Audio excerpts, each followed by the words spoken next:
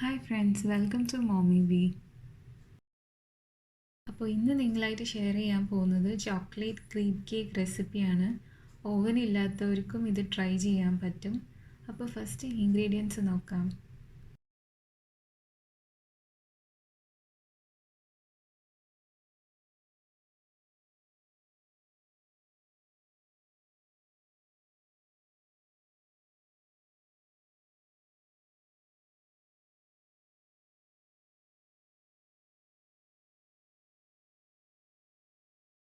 ആദ്യം തന്നെ നമുക്ക് ബട്ടർ മെൽറ്റ് ചെയ്യണം.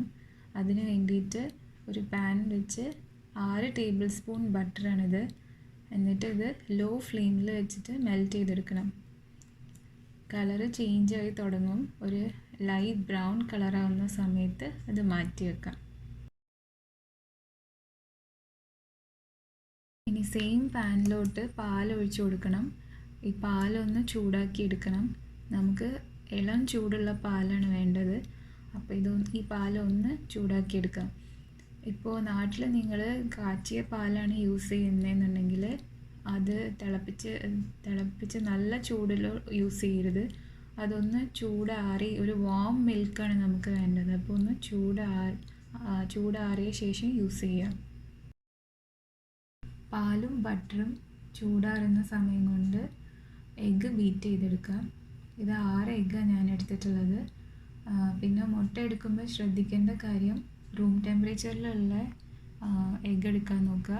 നേരിട്ട് ഫ്രിഡ്ജിൽ നിന്ന് എടുക്കരുത്. അപ്പോൾ നേരിട്ട് നിങ്ങൾ ഫ്രിഡ്ജിൽ നിന്ന് എടുക്കുകയാണെന്നുണ്ടെങ്കിൽ കുറച്ച് ചൂടുവെള്ളത്തിലോ അല്ലെങ്കിൽ ഒരു ഇളം ചൂടുള്ള വെള്ളത്തിൽ കുറച്ച് നേരം ഒന്ന് ഇട്ട് വെച്ചിട്ട് എടുത്താൽ മതി.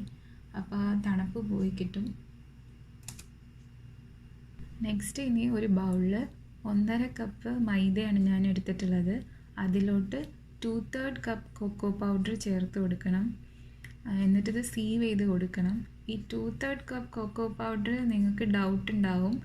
അത് നിങ്ങളുടെ കയ്യിൽ അങ്ങനെ നിങ്ങളുടെ കയ്യിൽ മെഷർമെൻറ്റ് കപ്പ് ഇല്ലയെന്നുണ്ടെങ്കിൽ 10 ടേബിൾ സ്പൂണും 2 ടീസ്പൂണുമായിട്ട് മെഷർ ചെയ്തിട്ട് കൊക്കോ പൗഡർ എടുക്കാൻ നോക്കുക. ഇനി ഈ മിക്സ് ബീറ്റ് ചെയ്ത് വെച്ച എഗ്ഗിലോട്ട് ചേർത്ത് കൊടുക്കുക. പിന്നെ എഗ്ഗ് അധികം ബീറ്റ് ചെയ്യേണ്ട കാര്യമില്ല. ഫോർക്ക് വെച്ച് ഒന്ന് മിക്സ് ചെയ്തെടുത്താൽ മതി. എന്നിട്ട് 7 ടേബിൾ സ്പൂൺ ഷുഗറും കൂടി ചേർത്ത് കൊടുക്കുക.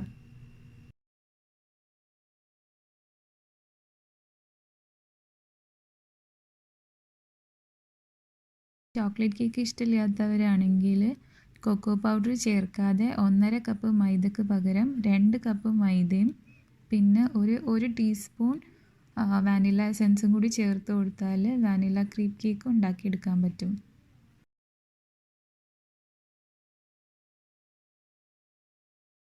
ഇനി ഒന്ന് മിക്സാക്കിയ ശേഷം നേരത്തെ മെൽറ്റ് ചെയ്ത് വെച്ച ബട്ടർ ചേർത്ത് കൊടുക്കാം.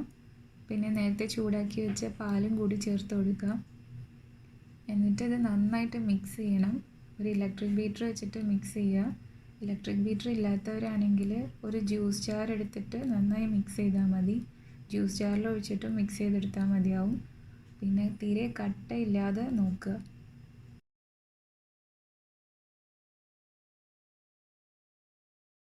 ബാറ്റർ ഫുള്ളായിട്ട് ചൂട് പോയതിന് ശേഷം വേണം നമുക്ക് ക്രീപ്പ് ഉണ്ടാക്കിയെടുക്കാൻ വേണ്ടിയിട്ട്. അപ്പോൾ ഇത് ചൂട് പോകാൻ വേണ്ടിയിട്ട് മാറ്റി വെക്കാം. ഇനി ഈ ബാറ്റർ വെച്ച് ഇതുപോലെ ക്രീപ്പ് ഉണ്ടാക്കിയെടുക്കാൻ വേണ്ടത്. ഇങ്ങനെ ക്രീപ്പ് ഉണ്ടാക്കിയിട്ട് ഇത് നമ്മൾ ലെയറാക്കി വെച്ചിട്ടാണ് കേക്ക് ഉണ്ടാക്കുന്നത്. അപ്പോൾ നമുക്ക് ക്രീപ്പ് ഉണ്ടാക്കാൻ വേണ്ടിയിട്ട് ഒരു നോൺ സ്റ്റിക്ക് പാൻ വയ്ക്കുക. എന്നിട്ട് ഒരു 1/4 കപ്പ് ബാറ്റർ ഒഴിച്ചിട്ട് ഇതുപോലെ ചുറ്റിച്ച് കൊടുക്കുക. എത്രത്തോളം തിന്നാക്കി ഉണ്ടാക്കുന്നോ അത്രത്തോളം കേക്കിൻ്റെ ടേസ്റ്റ് കൂടും. പിന്നെ നല്ല നോൺ സ്റ്റിക്ക് പാൻ എടുക്കാൻ നോക്കുക. അപ്പോൾ ഈസി ആയിരിക്കും.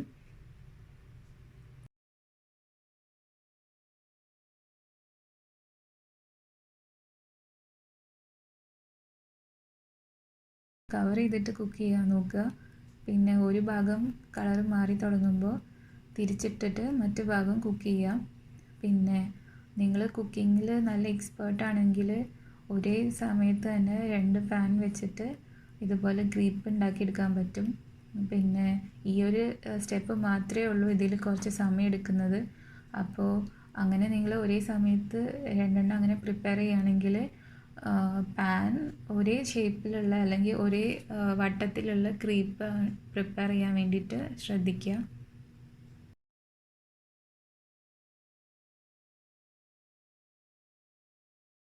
ഇപ്പോൾ ക്രീപ്പൊക്കെ റെഡി ആയിട്ടുണ്ട്. ഇനി ഇത് ചൂടാറാൻ വേണ്ടിയിട്ട് വെക്കുക. നല്ല തിന്നായിട്ട് ഉണ്ടാക്കണം, എന്നാലേ നമ്മുടെ കേക്ക് നന്നായിട്ട് ടേസ്റ്റ് ഉണ്ടാവുള്ളൂ. നെക്സ്റ്റ് ആയിട്ട് വിപ്പിംഗ് ക്രീം ഉണ്ടാക്കണം. അപ്പോൾ വിപ്പിംഗ് ക്രീം ഉണ്ടാക്കുന്ന ബൗളും നമ്മൾ യൂസ് ചെയ്യുന്ന വിസ്കും ഫ്രീസറിനകത്ത് വെച്ചിട്ട് നന്നായിട്ട് തണുപ്പിച്ചെടുക്കണം. നമ്മുടെ വിപ്പിംഗ് ക്രീം നന്നായിട്ട് സ്റ്റിഫായിട്ട് വരണമെങ്കിൽ ഈ യൂസ് ചെയ്യുന്ന ബൗളും വിസ്കും നന്നായിട്ട് തണുത്ത് വരണം. പിന്നെ റൂം ടെമ്പറേച്ചർ ഹൈ ആണെങ്കിൽ ഇതിൻ്റെ താഴെയായിട്ട് ഒരു ബൗളിൽ കുറച്ച് ഐസ് ക്യൂബ്സ് ഇട്ടിട്ട് അതിന് പുറത്ത് ഈ ബൗൾ വെച്ചാൽ മതി. ഇപ്പോൾ ഇവിടെ 2 പാക്കറ്റ് പൗഡർ എടുത്തിട്ടുള്ളത്. ഇതിന് ഒരു പാക്കറ്റിന് 115 ml പാലാണ് വേണ്ടത്. അപ്പോൾ നിങ്ങൾ ഏത് ബ്രാൻഡാണോ എടുക്കുന്നത് അതേപോലെ അതിൽ കൊടുത്തിട്ടുണ്ടാവും, അവർ കറക്റ്റായിട്ട് ഇൻസ്ട്രക്ഷൻ കൊടുത്തിട്ടുണ്ടാവും. അത് ഫോളോ ചെയ്തിട്ട് കറക്റ്റ് ml മെഷർ ചെയ്തിട്ട് എടുക്കുക. പിന്നെ നല്ല തണുത്ത പാലെടുക്കാൻ നോക്കുക. പിന്നെ പാല് മെഷർ ചെയ്യുന്ന സമയത്ത് കൂടാതിരിക്കാൻ നോക്കുക. അപ്പോൾ നമ്മൾ ബീറ്റ് ചെയ്ത് കഴിഞ്ഞാൽ നമ്മുടെ വിപ്പിംഗ് ക്രീം വിപ്പായി വരില്ല, അത് വെള്ളം പോലെ ആയി പോവും. ഞാൻ ഫസ്റ്റ് ട്രൈ ചെയ്ത സമയത്ത് അതുപോലെ അബദ്ധം പറ്റിയിട്ടുണ്ട്. അപ്പോൾ അത് നന്നായിട്ട് ശ്രദ്ധിക്കുക. ഇനി ഇത് ഒരു ഇലക്ട്രിക് ബീറ്റർ യൂസ് ചെയ്തിട്ട് ഹൈ സ്പീഡിൽ ഒരു 5 മിനിറ്റ് നന്നായിട്ട് വിപ്പ് ചെയ്തെടുക്കണം. വിപ്പിംഗ് ക്രീം നന്നായി സ്റ്റിഫായി വരുന്നവരെ ബീറ്റ് ചെയ്തെടുക്കുക. ഓവറായിട്ട് വിപ്പ് ചെയ്യാതെ നോക്കുക. വിപ്പിംഗ് ക്രീം റെഡി ആയിട്ടുണ്ട്. ഇനി നമുക്ക് മറ്റുള്ള സ്റ്റെപ്പൊക്കെ കഴിയുന്നവരെ ഇത് ഫ്രിഡ്ജിനകത്ത് വെക്കാം.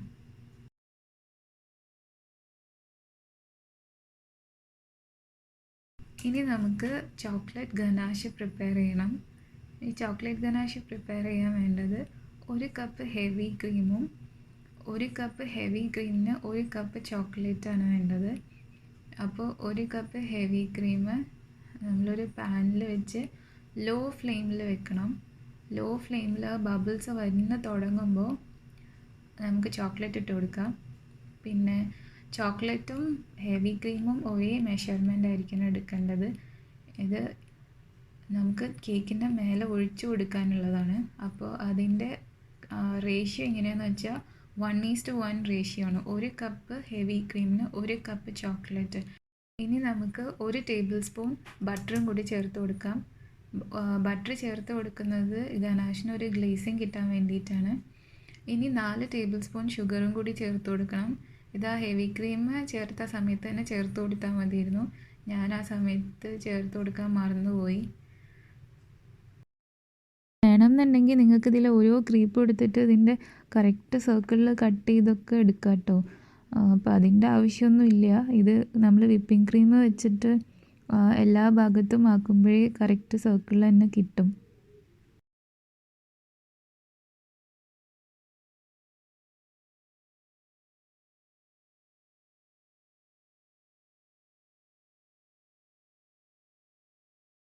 ഇനി ഇത് കേക്കാക്കി എടുക്കണ്ടേ, അതിന് വേണ്ടിയിട്ട് ഒരു ടേൺ ടേബിൾ എടുത്ത് അല്ലെങ്കിൽ ഒരു പ്ലേറ്റ് എടുത്ത് നമുക്ക് ഫസ്റ്റ് ക്രീപ്പ് വെക്കാം. അതിൻ്റെ മേലായിട്ട് കുറച്ച് വിപ്പിംഗ് ക്രീം വെച്ചിട്ട് ഇതുപോലെ സ്പ്രെഡ് ചെയ്ത് കൊടുക്കുക. എല്ലാ ഭാഗത്തേക്കും ഒരുപോലെ സ്പ്രെഡ് ചെയ്യാൻ നോക്കുക. എന്നിട്ട് അതിൻ്റെ മേലെ അടുത്ത ക്രീപ്പ് വെച്ച് കൊടുക്കുക. എന്നിട്ട് കൈ വെച്ചൊന്ന് പ്രസ് ചെയ്ത് കൊടുത്താൽ തന്നെ ആ ക്രീം എല്ലാ ഭാഗത്തും സ്പ്രെഡായി കിട്ടും. ഇതുപോലെ പിന്നെയും വിപ്പിംഗ് ക്രീം വെച്ചിട്ട് ഈ സ്റ്റെപ്പ് റിപ്പീറ്റ് ചെയ്യുക. പിന്നെ ശ്രദ്ധിക്കേണ്ട കാര്യം എന്താണെന്ന് വെച്ച് കഴിഞ്ഞാൽ നമ്മൾ ഈ കേക്ക് ഇങ്ങനെ വെച്ച് വരുമ്പോൾ അതിൻ്റെ മിഡിലായിട്ട് ഇടയ്ക്കൊന്ന് പ്രസ് ചെയ്ത് കൊടുക്കുക. അപ്പോൾ ഈ മിഡിലിൽ മാത്രം സെൻറ്ററിൽ മാത്രമായിട്ട് ഇങ്ങനെ പൊങ്ങി വരാൻ ചാൻസ് ഉണ്ട്. അപ്പോൾ അത് കൈ വെച്ചൊന്ന് പ്രസ് ചെയ്ത് കൊടുത്തിട്ട് ലെവലാക്കി കൊടുത്താൽ മതി.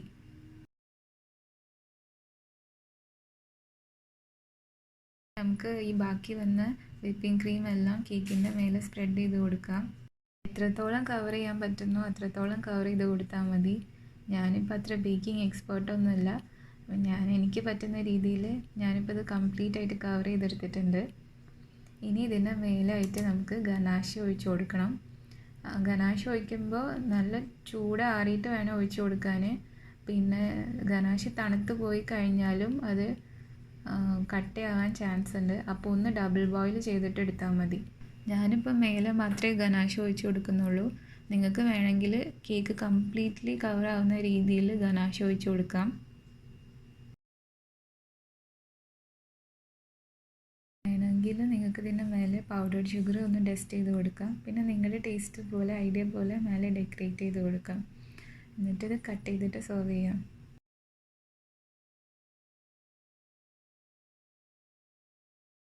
എല്ലാവരും എന്തായാലും ട്രൈ ചെയ്ത് നോക്കണം.